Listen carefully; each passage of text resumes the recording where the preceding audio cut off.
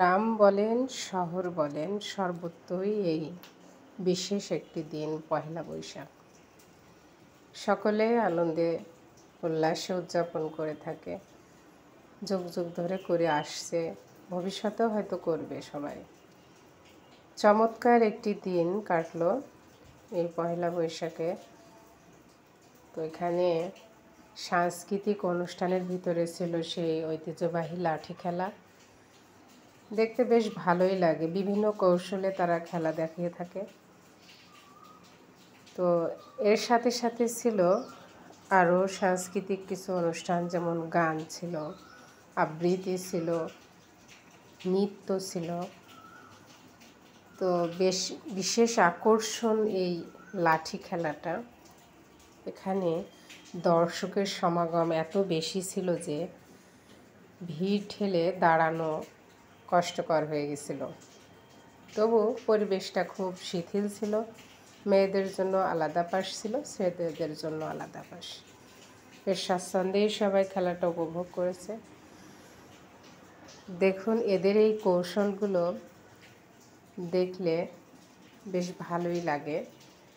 এরা কতটা আয়ত্তে নিয়ে আসে এই খেলাগুলো দেখিয়ে থাকে, যে কেউই আকর্ষিত হবে। আর এদের এই খেলাগুলো না দেখলে মনে হয় যে পহেলা বৈশাখের অনুষ্ঠানটা আসলেই জমজমাট হলো না। কয়েকটি পর্বে এরা ভাগ করে খেলাগুলো দেখালো। এরা খুবই কৌশলী এবং দলের প্রত্যেকটা সদস্যই দীর্ঘদিন প্রশিক্ষণপ্রাপ্ত, যার কারণে খেলাগুলো দর্শক খুব আকর্ষণের সাথে দেখতে থাকছিল। অনেকেই ভিডিও ধারণ করেছে, আমিও তার থেকে বাদ পড়ি নাই।